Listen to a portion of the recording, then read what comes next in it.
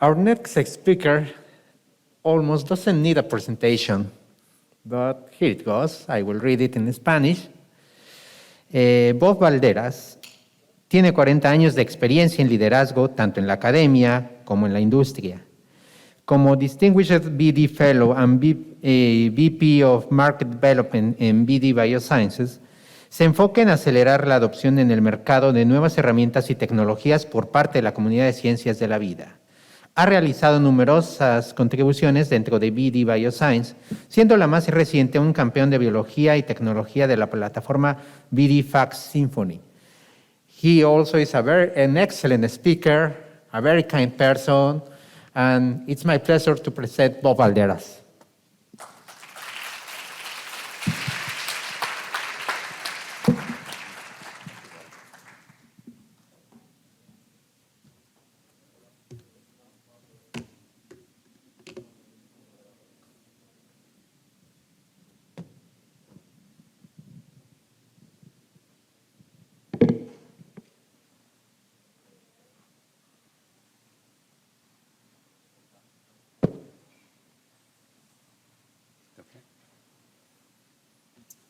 Okay.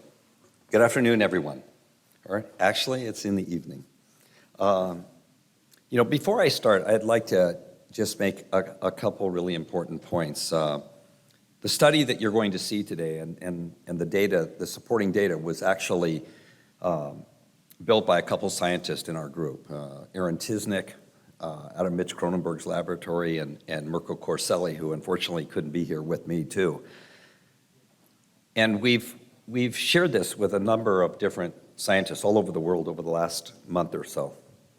And it reflects the opportunity for us to think differently about what we do in our field of immunology. And so what I've seen over the last couple days is beautiful representation of technologies that give us information and that we've studied them very, very well. And we catalog those observations, and we know our diseases. And that's what we do every day. But what I'm going to share with you today is something a little different. It's the opportunity that we have to look deeper and deeper into the biology of the questions that you have. And not everyone needs to have it, but there are tools today that give us an opportunity to do that. And I'm going to bring a couple of them together. So as we begin this presentation, which is a focus to and applying different technologies to multi-omic type technologies, what's really also important is, number one, I would normally come here and provide a talk based on human immunology. But because of COVID and because of the restrictions that we have at BD, that we use human tissue over the last 2 years, just for QC and development, because of COVID, I switched this to a mouse model of disease. But for everything I share, it's applicable to the human side. Before we begin, though, I'd like to share something here with all of you. And this is what makes us think about our future, that we know the tools that we have today, and as a reflective group of immunologists, we're somewhat conservative in what we do. We use the same clones for many, many, many, many years. We use the same colors in our flow, even if they're not really good colors, because we have confidence and we know what the patterns look like. And we don't change easily. And I know that's a very true statement. But when we bring something new on, it challenges us to think that there are lots of questions that need to be answered. So as you look through this presentation, it's there for you to think, and when you come back tomorrow and you look at all those technologies that you'll learn and reflect on, that there's another one out there that's very important.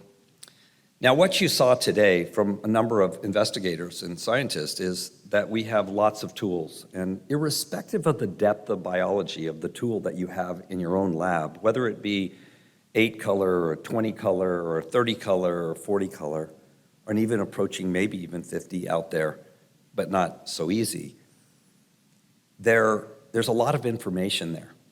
And in our field of flow, we were in a holding pattern at 18 specificities for a long time. Not because of technology, but because of colors. And still today, the colors aren't good enough. And we're having to use technologies that unravel things that are close when we know that's not the right way either. We need to have distinct colors that are really good. So as you look at any data that we have here, there's stories in it. Some broad stories, some deep studies, stories within it for lineage, but they tell us something about biology. But I'd like to start this presentation off with a few slides. So several years ago, when we brought out higher parameter flow, and today we have technologies that are going to be nearly 80 different channels coming in the next couple months of technology for you to use.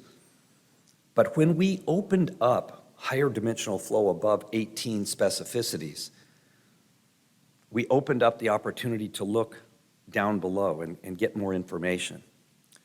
So I'd like to share some data points with you just as an observation. These are 15 different individuals. We did the work in Australia. And they reflect what happens when you can look deeper than 18. And we know that biology really well with 18 specificities. But when we start putting more specificities in, it makes us say, what's normal? Let me share. So these are just 2x2s from a 28 color application. And I put some boxes around things that are different with different individuals. Some of them are really close, things that we know. But as we move forward, when we put many specificities together, there's lots of other stories inside there because of the binary impact of flow and what we see. Not all receptors are expressed on many, many different types of cells, not just the ones we target in 2x2s. And we can continue this, and we see diversity. Now imagine, this is like 28 specificities. Imagine what happens when we look at 35 and 40 and 45 and 50. And the complexity of just what we see in normal biology needs to be challenged and understood better. Maybe even before we look at disease, because maybe the underlying biology of the normal individual before they got the problem contributes to what the biology looks like here. And it's virtually in every kind of subset or lineage of cells that we find diversity that we just didn't see at 18 specificities. And then we come to something like this, where if we look at the top row, just the third one over, there is a complete deletion of a receptor that's actually quite important in biology. But remember, these individuals, 15 here, are walking around just like you and I. But yet they look very, very, very different. And they're not brought together by gender or age or race. They're just random individuals and that we bled for a small study just to look at the comparative data that's there. And then when we jump ahead over to Lin-negative cells, oh my gosh, it's even worse. So the stories are here is that when we bring in a new technology, it challenges us to realize that we have lots of questions and we have to begin to drill into those. So how do we do it? So this is our dilemma in our field. It's a hierarchy. And the hierarchy says that what's up at the top we know really well. They have lots of receptors up there because they were the CD1s and 2s and 3s and 19s, right? They were the first ones discovered just because they had so many receptors. And as you go down farther and farther and farther, there's the diversity starts to show up. So when you look under the waterline like a big iceberg, then it all opens up. The only question that we have when we look at something like this, though, is if your instrument is a 14 color or an 18 color or a 30 color or a 40 color, well, where's your limit? And then at that level, there's a lot more biology underneath that. So I'm going to share some databases with you here today, and if you contact and work with our application in our marketing program here in Mexico, you can have access to all these databases. And the databases share information about what's expressed on what lineage, different lineages of blood cells, and for the mouse, what's on the spleen. And it actually is there for the numbers of receptors, but the database doesn't map them together to show you what's co-expressed. You got to do that with another technology. So this jump into big technologies and deeper biology has been out there for a while, and sometimes when I reflect on it, I look back to the work that I did with Gary Nolan on the first paper that we wrote back in May of 2011 for all the CyTOF technology. And that did something for us because we went from 18 colors to 34 specificities. But what it also did, if we look at that elemental mass spec information that's up here, is that there is a whole different way of looking at our data. And that was SPADE. That's very different. But it was the beginning of UMAPs and the beginning of TISNE and Phenograph and FlowSum. And now we have all these tools. And I'll make a comment about those in a little while. But it didn't take us long to get into higher dimensional flow.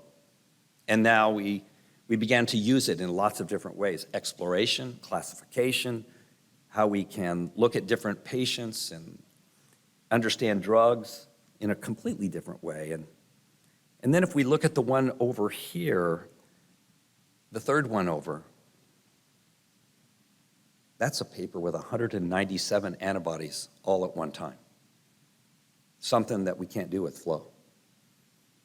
And I'm not saying that flow is going to go away. It's not. It's extremely important, and it's inexpensive for the most part. But there's a new technology out there that if you bridge it together with flow, the depth of understanding of biology is going to be unraveled for you. And then, to just show you the dimensions that are going to happen here in just a very short period of time, the last one that's over here on this side represents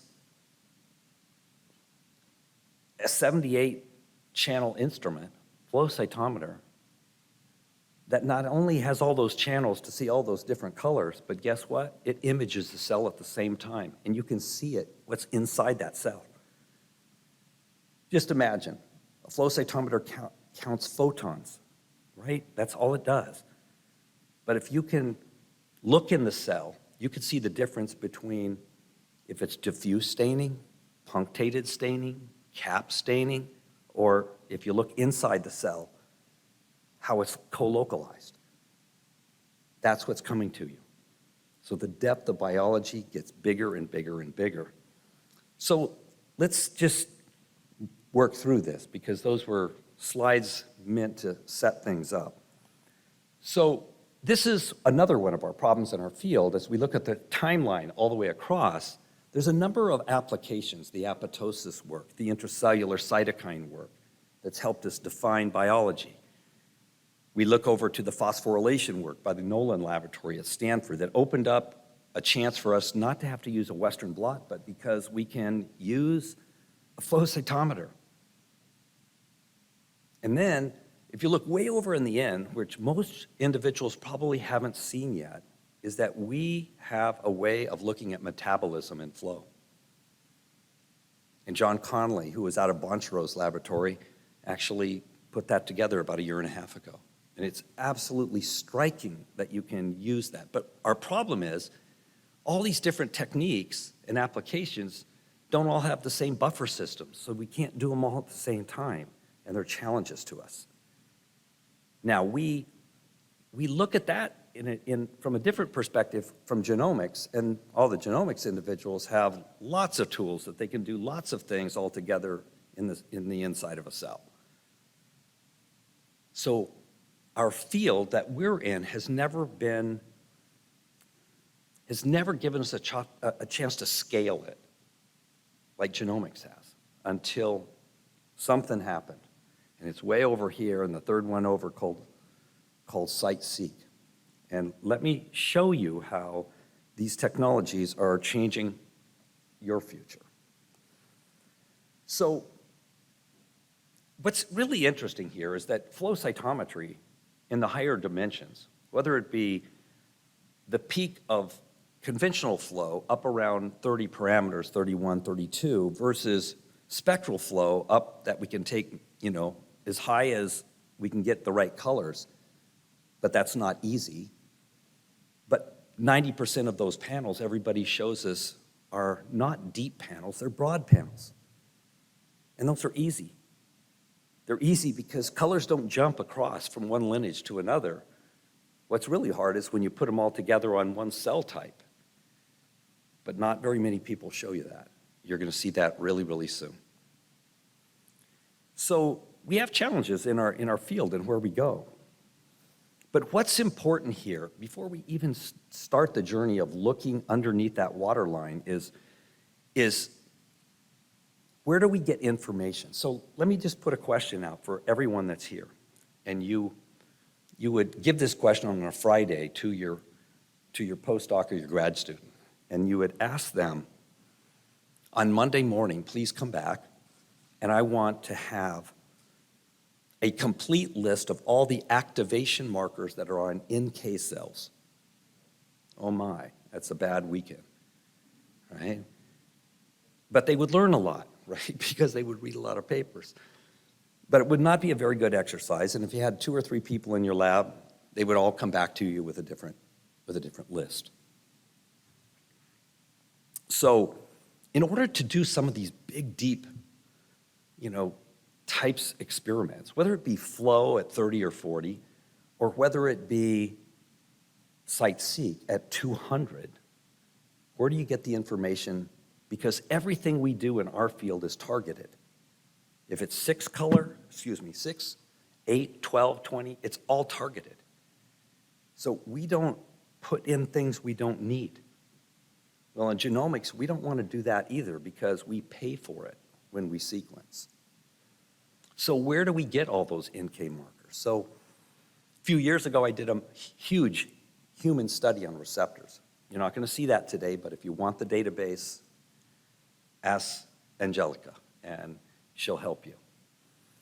But I'm going to share with you a mouse database that I did with Bernard Mallison, who is the head of INSERM in Marseille for many, many years. One of the best mouse immunologists, if not the most notable immunologists in the world in mouse immunology. And the reason why we need to do this is because of receptor biology like this. And we classify our receptors as primaries or secondaries or tertiaries. And Mario Roeder gave us this years ago. And it's interesting. Most of us don't like to write chapters in books because no one reads them. But this has been cited so many times because it's just really true and it's really interesting information in that we group those receptors in completely different ways. And if everything was like the primary receptor, like a CD4, man, flow would be so easy. But guess what? It's not, right? We all know that. And it's a lot like the secondary receptors there that have continuums of expression, like CD45, right? It has so many different types of subsets in there that they're just all together in a long continuum. Thus, we know what we need to do with 45. The more color we put out there and the longer that we can spread that out, guess what? The biology gets better in flow. And you figure that out, right? Because you use that really, in all of your diagnostics and in your classifications. And then there's a whole bunch of markers out there that go up and down, right?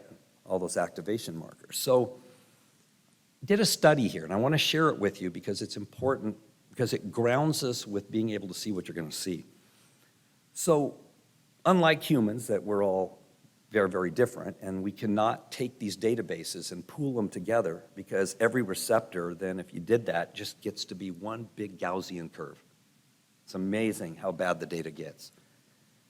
But in the mice, I guess you'd say that a human is not a big mouse. We're very, very different. But brothers and sisters in the mouse world are really, really similar. And the receptors show it too.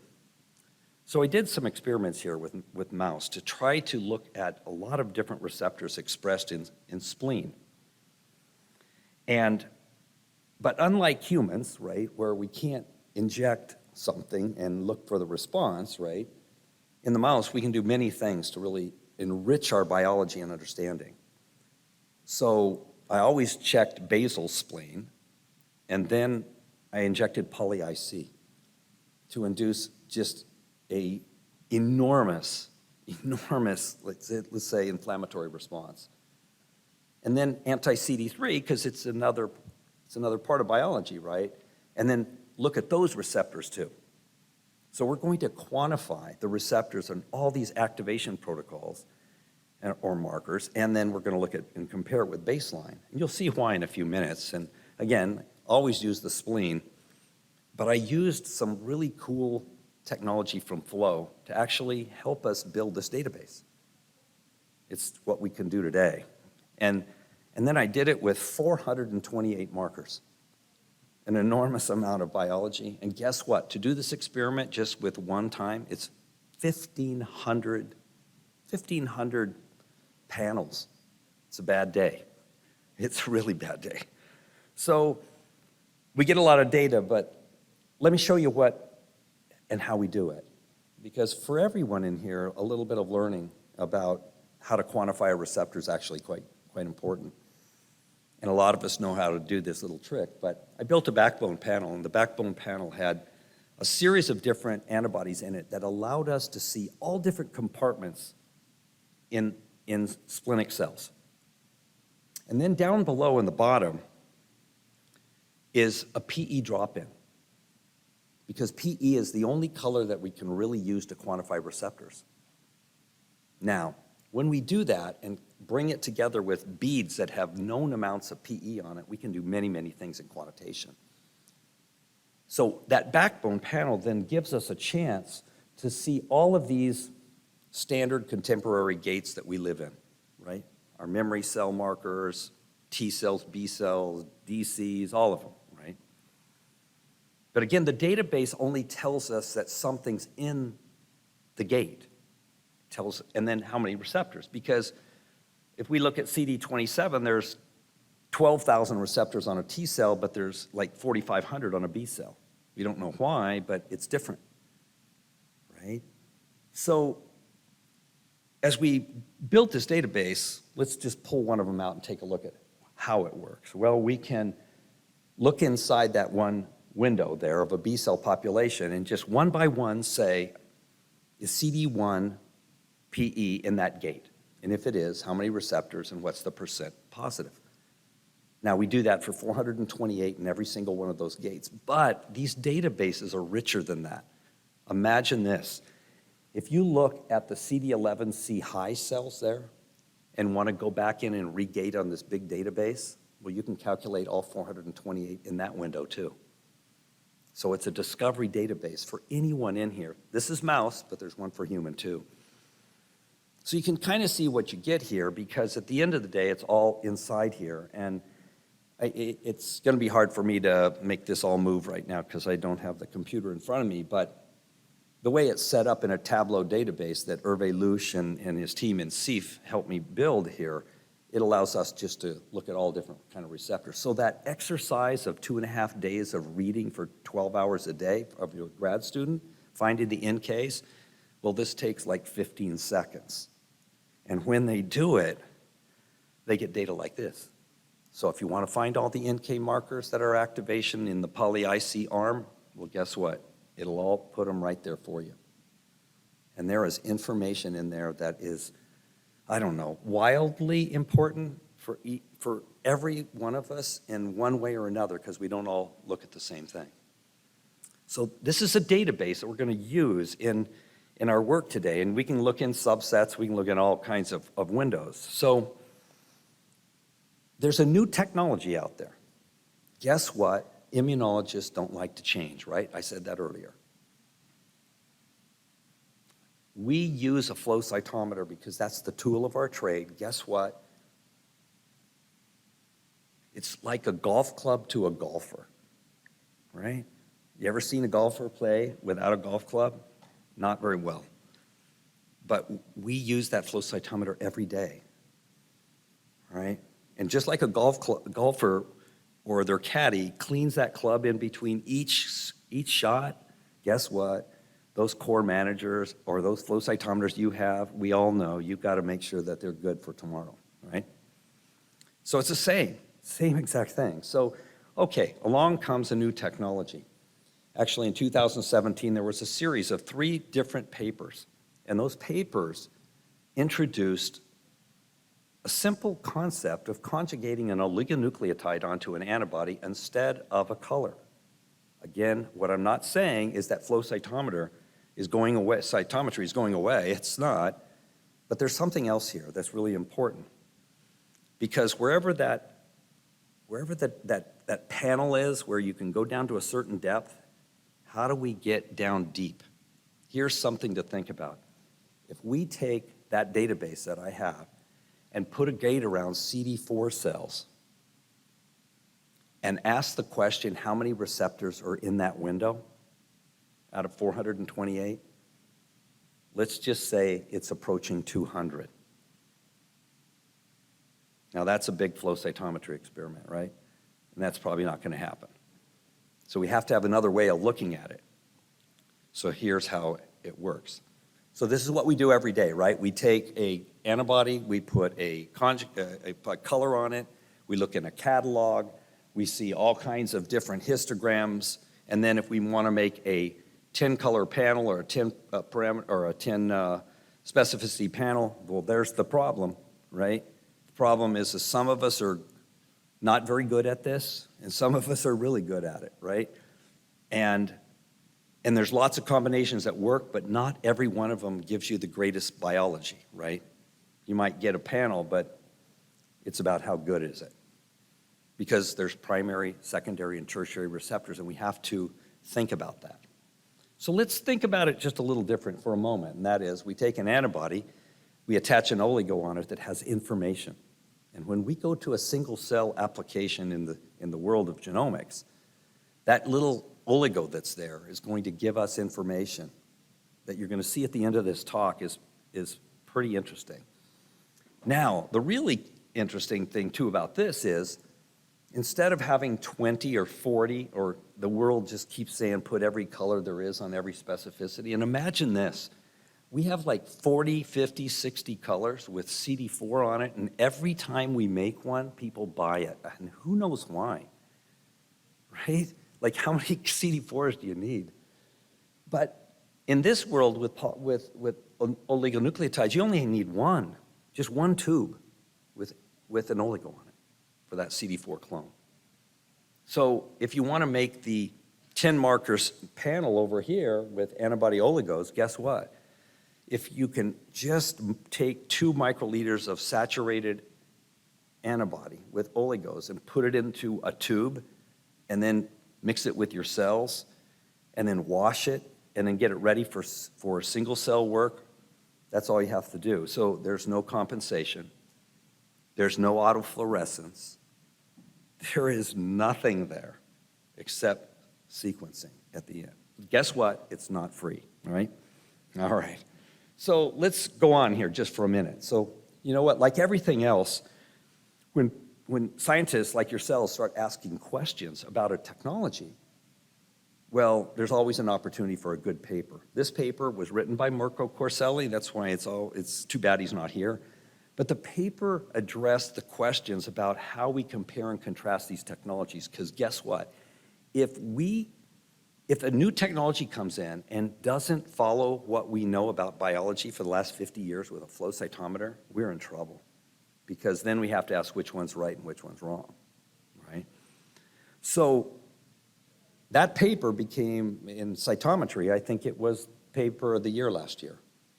So it addressed an important, part of what we do every day. So we set up experiments in this paper, and it was to address the comparisons between different technologies. So here's a simple one. Simple one is, this is what we do in flow. We take 2 specificities, 2 clones, 2 colors, we activate our T cells, we look over time, and that's the data. By the 14th day, 85% of those cells are positive, something we do all the time. Now let's think differently. Let's take the same 2 antibodies, put 2 oligos on them. We're going to incubate those, wash them. We're going to place them into a application, a single cell approach. The one that we have at BD is a application called Rhapsody, and an instrument.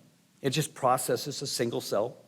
And then after it's done, then we make a cDNA, and then we go to sequencing. But at that point, we're going to take the sequencing data, and we are going to transform it using a program in FlowJo called SeqGeek.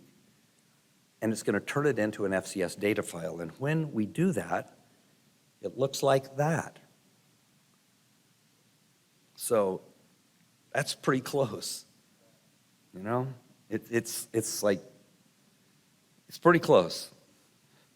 So we went on to do other experiments in the paper to compare and contrast lots of different proteins. And as we did that, if you look above the line, there's a lot of concordance between that data, between both flow. And this was time versus fold change, MFI.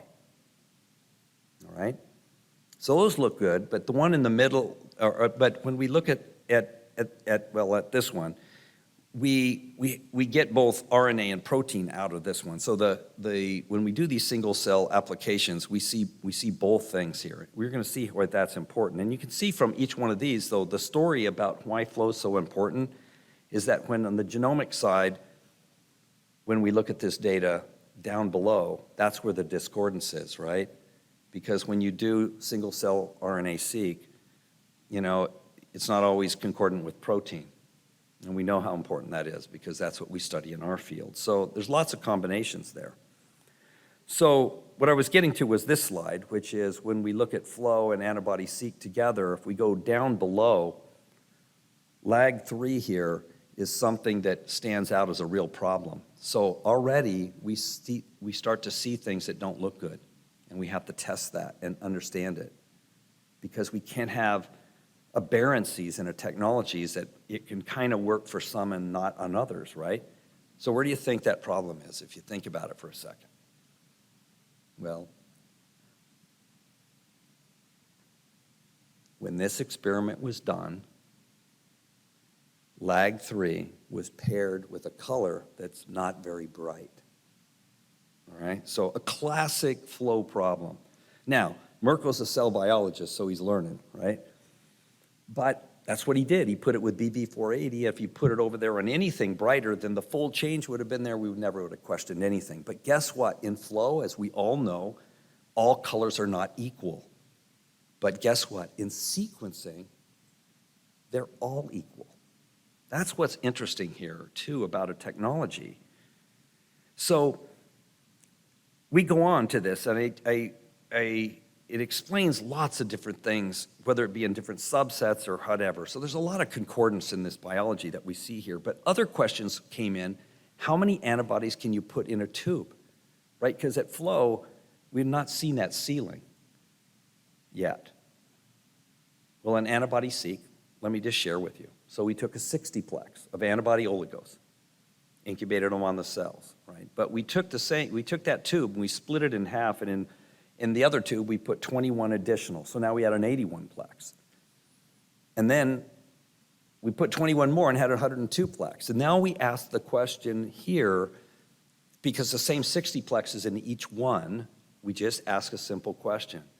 Does this impact the data of the original 60-plex? Now, in sequencing, it's different than flow. So if we go from 5-color to 10-color to 15-color, there's not so much trouble there other than we have to adjust the colors, the right colors to get the right biology out of it.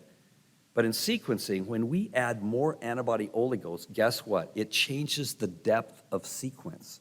And thus, we have to learn how to deal with that. So you have to assume the data I'm going to share as we know how to do it. It took a little time, but we've done it okay. And when we looked at it, remember, we're going to transform this data back to look like flow. And when it does, that's what it looks like. These are just 5 2x2s. And if you look at the 81-plex with the same ones in there, again, surprisingly similar. And you go up to 102 and it looks good there too. But yeah, maybe there is something way down here at the last one. All right? Could be that it's not just perfect, but N of 1, but a lot of antibodies in a tube. Probably not going to get to 102 antibodies in a tube in flow cytometry on a single cell. So, but here's our problem in this whole field. The data looks like this when we get it. This is all single cell data, and there's lots of stories here. But if we take this as immunologists, right, and we look at this data, it doesn't bring it back to subsets, right? So how do you take the CD39 protein and the RNA data, they're concordant there, and how do you map that back to let's say, a subset of cells? Well, that's a hard thing here. But I'll share with you how we're doing it, and that's why we're sharing this with everyone here today. So there's a balance here of what we do in flow, how much we do in flow, and what we can do in genomics here, because the critical point here is that we know how to sort. And if we can sort cells in populations, everything we use in fluorescence is at the top of the panel, right? Everything above it is with color, and thus we don't have to sequence it. That's good because we don't want to sequence 80,000 receptors on CD8 and 40,000 in CD4, and we just don't want to do that, right? So sorting really helps us. Now, the sorter that I'm going to share with you is a pretty cool sorter because we can go to 78 channels and we can have 6-way sorts, and we can look in it too. So it's some pretty wild data. So I took this database and sat down with Mitch Cronenberg, who, as many of us know, is at the La Jolla Institute of Immunology. And they're well known at that institution for having many mouse viral diseases. And the reason why I took it there is because this database of really important information had an arm of poly-IC, which mimics a lot of viral type responses. So I showed it to him. And when he looked at this, it was like, I got to bring Chris Benedict into the lab here, into the discussion, because Chris wants to look into 2 lineages of cells in his MCMV model, but he can't do it with flow because he can't get deep enough in it. And he's wondering how to do it. So we went into the database, looked something like this, and extracted out markers that were on the effector memory population, CD8s and NKs, activated above normal. And this is kind of what it looks like for both percent positives and MFI, because there's 2 questions in there, higher expressed per cell and more, that's there. So this turned into a 54-plex. Again, very difficult to do if you go into a single lineage by flow cytometry. It pushes where we are today. But now with 78 channels coming out, well, maybe we can get there okay. So these are antibody oligos. And we set up an experiment that looked something like this, where we had 3 groups. So we had basal spleen from a mouse. We had a poly-IC arm in the experiment because Mitch said, I want to test your database. I don't believe it. And then we have a cohort of animals injected with MCMV. And we're going to do some experiments here because this is what we do in flow, where the immunologist has such a step up above some of the just plain genomic approaches because we know how to use cells and we know how to use instruments. So in this experiment, we're going to do the entire thing that you see here in a single tube of flow because we can. And the reason why is because we're going to get both protein and RNA data out, and when we do, we're going to reduce the batch effects that we know happen in the field of genomics by putting it into one tube, right? Because if you take 10 samples and give it to any of your lab, the individuals in your lab, same exact one with the same exact cells, some people are really good with flow and some people aren't, right? Those are batch effects. But in the genomic world, if you let samples sit around, RNA goes up and down and does all kinds of things. So we wanted to do an experiment altogether. So what we did is we barcoded each of the different cohorts with 2 different antibodies, one for our T cell, one for our NKs. And then we added some SMK tags, so when we go to the molecular side, we're going to know which one's which. And then we're going to add all 54 antibodies that have oligos on them, and then add a few more flow antibodies so that we can sort down to the NK cells. Then we're just going to isolate everything at the same time, because we're going to take 6 different populations, and then we're going to process them by the Rhapsody, and we're going to move them over. So we start looking, this is where these big, huge, instruments that have, lots of channels out there, like 78 with six different streams, what you can do. But this is why we're going to do the barcoding, because this is the way we'd do an experiment. We'd take one of the cohorts, we'd sacrifice them animals, we'd stain them, we'd sort them, we'd store them on ice. And while that's being done, we'd take the next one that would come in here and we'd probably sacrifice them all at the same time, and they were probably sitting on ice for a little bit longer. All of a sudden, things aren't the same. And then the third one, well, guess what happens? There's timing that's different in all of them. So if we could bring them all together, life would be really good. So those of you that don't do this in our field, when we stain and barcode together, we can do many things.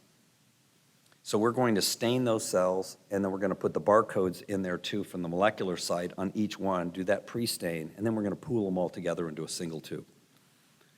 But what is always a reminder, and the reason I put these next couple slides in here is we should think about using barcoding in our laboratories. Not in everyone. Maybe we don't want to mix patients together with each one, but colors help us a lot. So you can stain cells, different individuals, different samples, and put them all in the same tube and then use the same collective panel to look at 4 or 6 or 8, or as Gary Nolan's laboratory did with 96 at one time. So you can use different concentrations of amine binding dyes, just like CFSE. It's wild, but it really works. Or you can use different dilutions of one, depending upon if you have a lot of different color parameters, or if you just are in your instruments, or you have limited ones. And if you have lots of them, like Gary Nolan does, he takes a 96 well plate and he cuts it into 4 sections, and then he goes across the rows with different dilutions of another barcode, and then he puts those together, and then the same plate, then he brings in down the columns different dilutions of a third barcode, and guess what? Puts them all together, puts them into one tube, and stains 96 samples at a time. Guess what? That really works. Can you imagine how much you save in terms of antibodies? It's amazing to me when I think of that. So here's how the experiment was done. We took those 3 cohorts, and we always use a cell sorting strategy, as we all know, because we want to make sure those cells are all live, because we don't want to sequence a dead cell. And if it's in our window, guess what? It gets sequenced, right?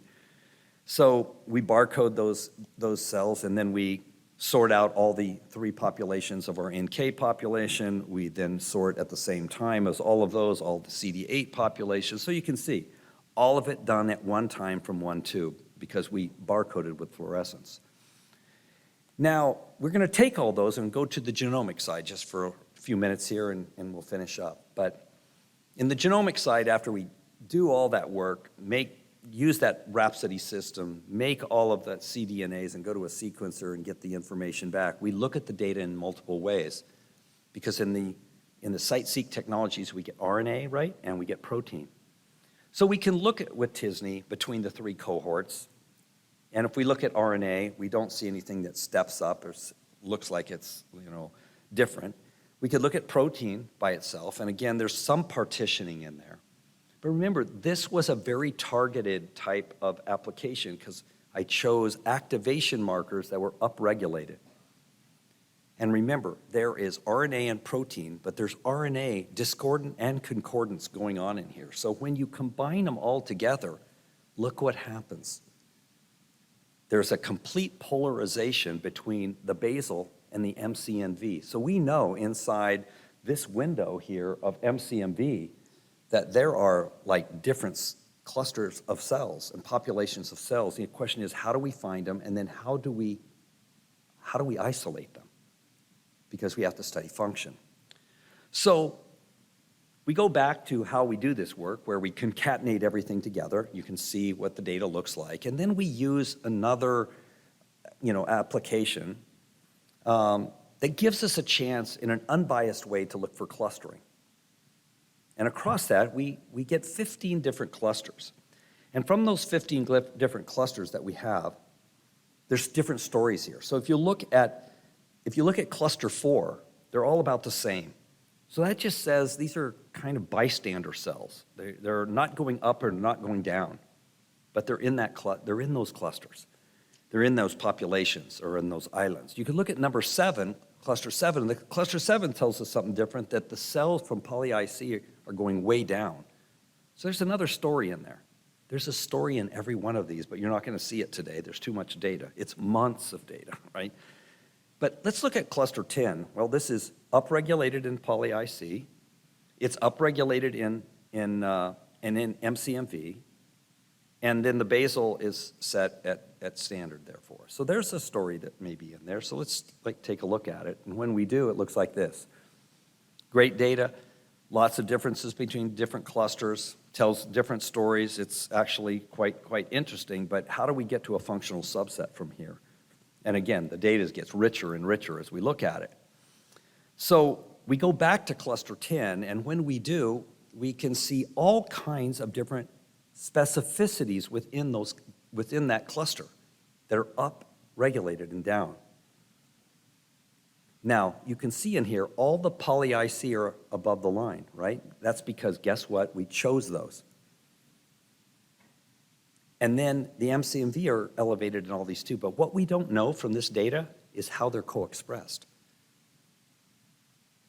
So they could be on many different subsets of cells in the same cluster.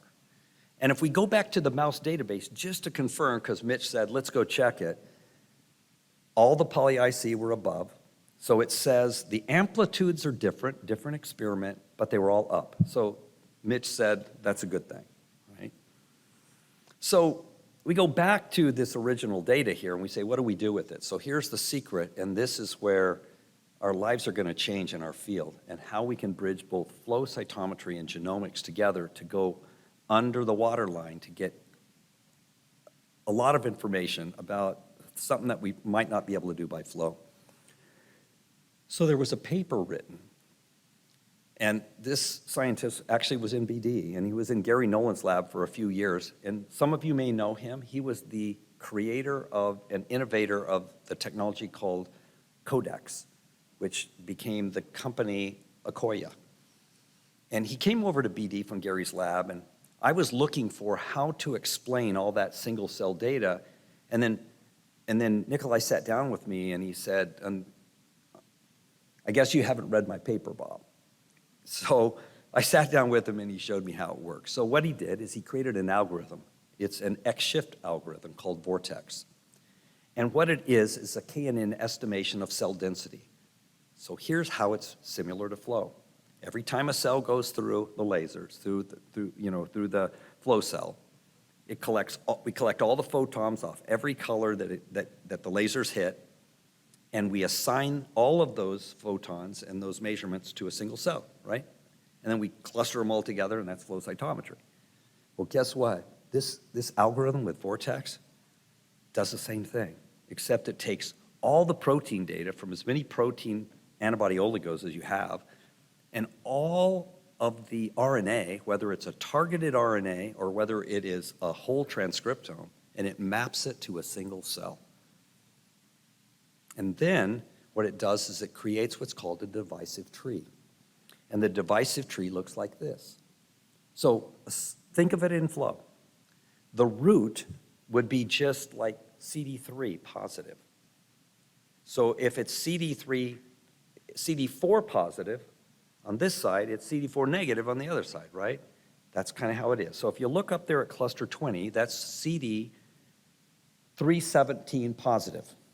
And then CD317 negative goes right in there. 45RA negative is here. NKG2A positive and negative are there. So it just maps it. But what it also did is it gave us a root. Now, the root was described for the NK population by the flow that we use, because we used flow antibodies. But the algorithm said, make sure you add 49, 95, and 162, because when you do with that readout, that better explains an NK cell. So that's really important information, right?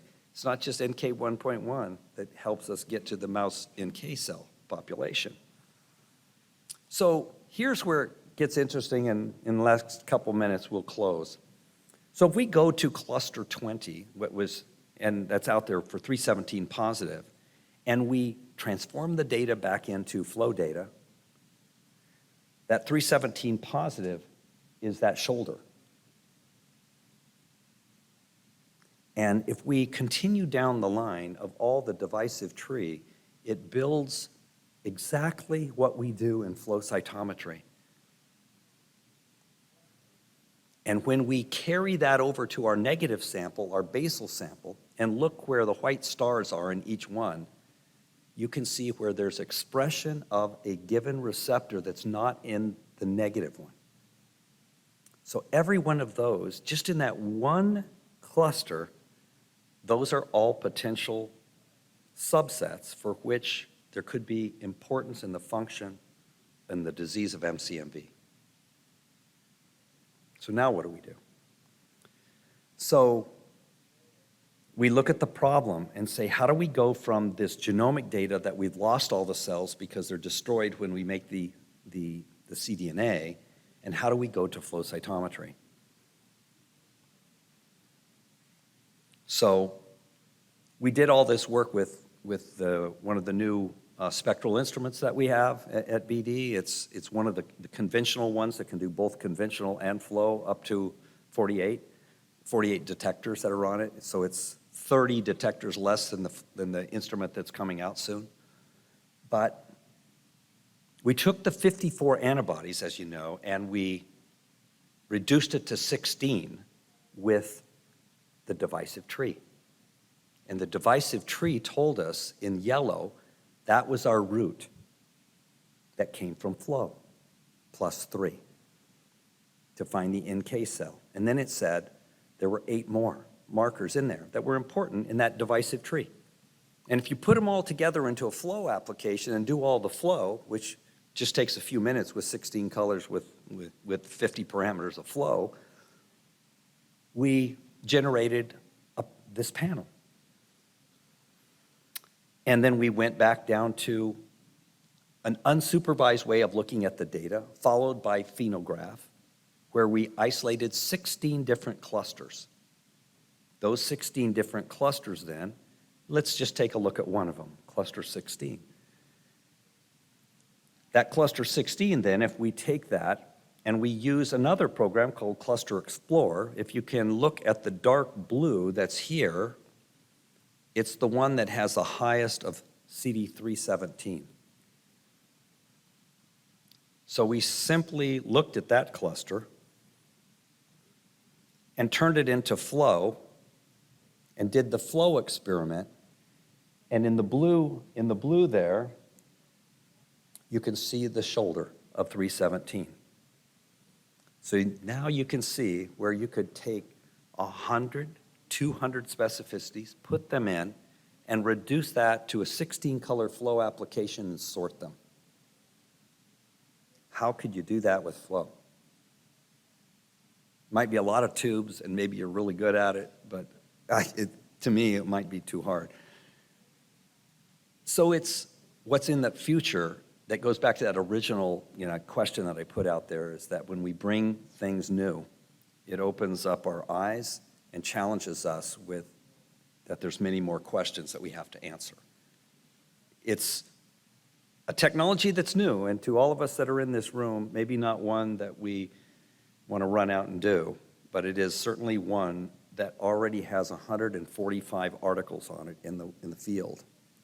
And I think you're going to see more and more and more of it, and how it's used to be able to just define what you need and then take it back to the classical approaches and what we do in flow to do sorting and to do the functional kind of experiments that we do, which gets back to those original individuals that I showed you with so much diversity. This is a tool that may help us a lot in better understanding the diversity of the immune system, whether it be in a mouse or in a human. So there is a balance. The balance is you can use a flow cytometer and you can use antibody-seq, site-seq technologies. You bring them together and they get very, very powerful, and begins to put us in a position to scale in our field of proteomics. So for everyone here, I decided to put a slide up. I do work for a company, but this is an amazing day. The very first paper that came out of this technology is in Science. It was in Lars Steinmetz' laboratory. It's an instrument that has 78 detectors. It's an instrument that can visualize cells and sort them. And it's going to change the world of what we're doing in many, many, many different fields. So for myself, my team, for Aaron Tisdek, Mirko Corselli, for my BD Mexico team that's here today that I've shared this opportunity with over the last couple weeks here, I want to thank them very, very much for being such a gracious host to me while I've been here, and for Mirko too, that's not here. But to all of you and to the organizing committee for the invitation to share technology with you, I thank you all.